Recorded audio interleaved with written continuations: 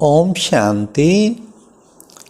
सुनते हैं अव्यक्त बाप दादा के 7 जून 70 के मधुर महावाक्य। आज की मुरली का सार है दिव्य मूर्त बनने की विधि। आज की मुरली में प्यारे बाबा ने बहुत ही सुंदर एक बात बताई। सारा विश्व आपको कब सम्मान देगा।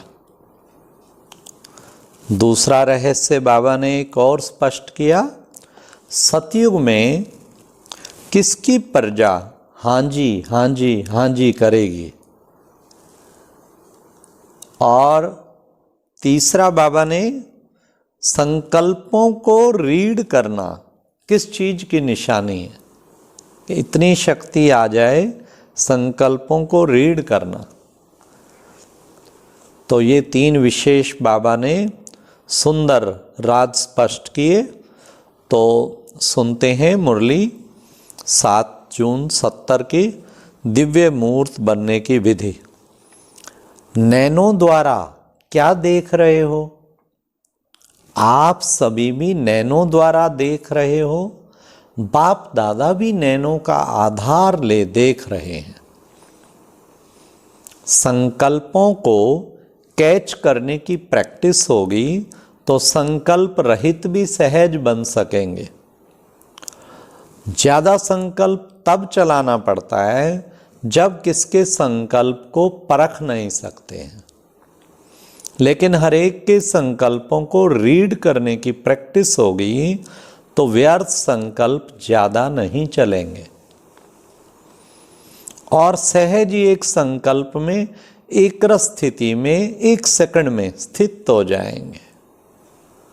तो संकल्पों को रीड करना यह भी एक संपूर्णता की निशानी है। फिर बाबा ने बहुत सुंदर तरीका बताया, ध्यान से सुनना।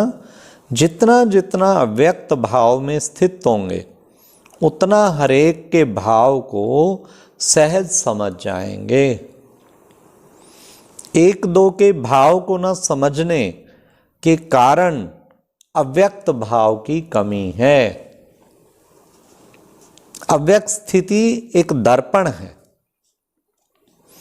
अव्यक्त स्थिति रूपी दर्पण को साफ और स्पष्ट करने के लिए 3 बातें आवश्यक हैं। उन 3 बातों में से कोई एक बात भी सुनाओ। तो फिर आखिर बाबा ने बताया, आज हरेक की सरलता, ध्यान से सुनना 3 बातें।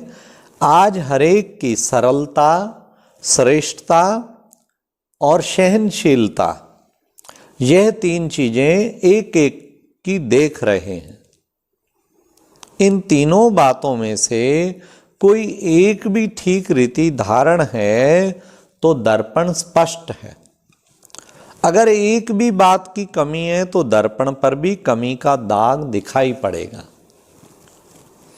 इसलिए जो भी कार्य करते हो हर कार्य में 3 बातें चेक करो। कौन सी? सरलता, श्रेष्ठता और सहनशीलता।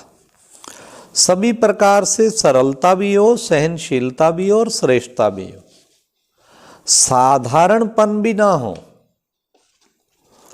फिर बाबा ने कहा क्योंकि साधारणपन नहीं होना चाहिए। अभी कहाँ श्रेष्ठता की बजाय साधारण दिखाई पड़ती है। साधारणपन को श्रेष्ठता में बदली करो और हर कार्य में सहनशीलता को सामने रखो और अपने चेहरे पर, वाणी पर सरलता को धारण करो।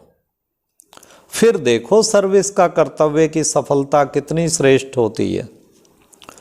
कोई भी पुराने संस्कार का कहाँ दाग ना हो और कर्म में भी प्लेन अर्थात श्रेष्ठता। अगर प्लेन हो जाएंगे तो फिर प्लान और प्रैक्टिकल एक हो जाएंगे। फिर सफलता प्लेन माफिक, एरोप्लेन माफिक उड़ेगी। सुनाया था ना कि स्लोगन कौन सा याद रखो? सफलता हमारा जन्म सिद्ध अधिकार है। फिर तुमको कोई भी देखेंगे तो उनको दूर से दिव्य मूर्त देखने में आएंगे, साधारण मूर्त नहीं लेकिन दिव्य मूर्त।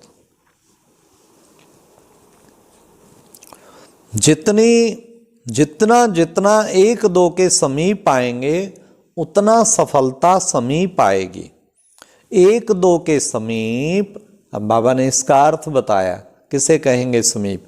एक दो के समीप अर्थात संस्कारों में समीप। संस्कार नहीं मिलते ना, वही तो मिलन करना है। जितनी समीपता उतना एक दो को सम्मान देना, एक दो के विचारों को सम्मान देना, एक दो की बातों को सम्मान देना। जितना एक दो को सम्मान देंगे उतना ही सारी विश्व आप सभी का सम्मान करेगी, और सम्मान देने से सम्मान मिलेगा। बाबा ने कहा सम्मान भी मिलेगा, और हम सम्मान देंगे तो स्वतः ही सम्मान मिलेगा। कभी भी कोई का विचार स्पष्ट ना हो तो भी ना कभी नहीं करनी चाहिए। शब्द सदैव हाँ निकलना चाहिए।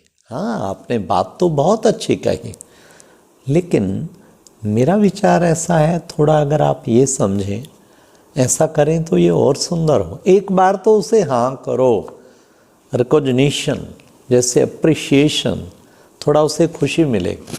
आपने बहुत अच्छी बात कही, पहले उसे ये कहें, फिर उसके बाद उसमें कुछ ऐड करना चाहते हैं तो वो कहें। करेक्ट भी करें तो करेक्शन वाला तरीका ना लगे, जैसे कि पहले आप रेस्पेक्ट दे रहे हैं, फिर अपना विचार बहुत रेस्पेक्ट से सुना रहे हैं, तो वो भी रेस्पेक्ट देंगे आपको। फिर बाबा ने कहा कभी भी कोई का विचार स्पष्ट ना हो तो भी ना कभी नहीं करनी चाहिए। शब्द सदैव हाँ निकलना चाहिए। जब यहाँ हाँ जी करेंगे, अब सुनो बाबा क्या कहते हैं, जब यहाँ हाँ जी करेंगे तब वहाँ सतयुग में भी आपकी प्रजा इतना हाँ जी करेगी। अगर यहाँ ही ना जी करेंगे तो वहाँ भी प्रजा दूर से ही प्रणाम करेगी। मतलब आप समझते होंगे, वहाँ कोई नाजी तो नहीं करेंगे, वहाँ दूर से प्रणाम करेगी। बाबा ने कहा अगर यहाँ नाजी करेंगे तो दूर से प्रणाम करेंगे। तो ना शब्द को निकाल देना है। कोई भी बात हो पहले हाँ जी कहना ही दूसरे के संस्कार को सरल बनाने का साधन है। कितना अच्छा तरीका बाबा ने बताया। एक दूसरे को एप्रिशिएट करना, एक दूसरे को रिकॉग्निशन देना, बहुत हाँ जी आप बहुत अच्छा विचार दे रहे हैं। ये कितना अच्छा तरीका, एक संबंधों को मधुर बनाने का बेस्ट तरीका बाबा बता रहे हैं। तो बाबा ने कहा दूसरे के संस्कार को सरल बनाने का साधन है। समझा, सुनाया था। वर्तमान समय जो कर्म कर रहे हो वह भविष्य के लाभ बन रहे हैं। आप सभी का कर्म भविष्य का ला है। तो ला मेकर्स जो होते हैं वे सोच समझ कर शब्द निकालते हैं, एक एक शब्द सोच समझ के, दूसरे को पिंच ना हो। ला मेकर्स जो होते हैं वे सोच समझकर शब्द निकालते हैं, क्योंकि उनका एक एक शब्द भविष्य के लिए ला बन जाता है। सभी के हर संकल्प भविष्य के ला बन रहे हैं। तो कितना ध्यान देना चाहिए।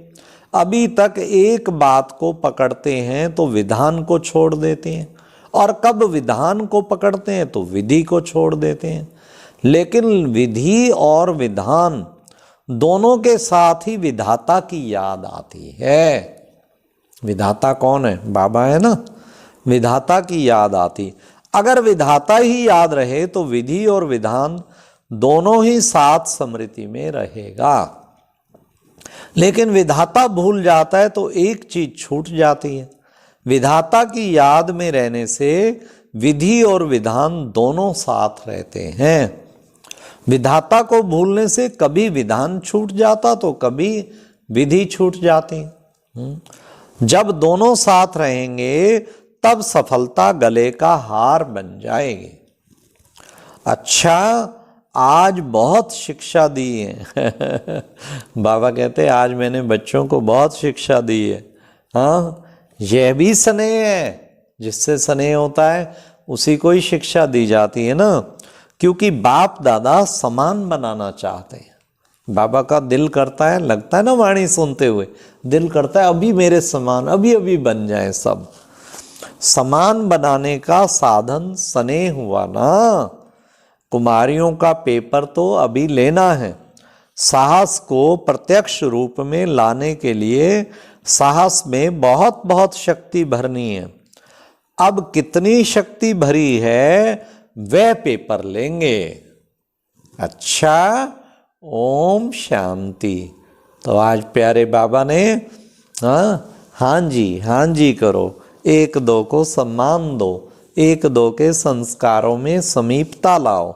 हाँ, ये नहीं मैं उससे बात नहीं करता वो मेरे से नहीं करता, नहीं, यही तो समीप लाना है। संगठन में एक दो को समीप लाना, तो ये प्यारे बाबा ने कितना अच्छा तरीका बताया।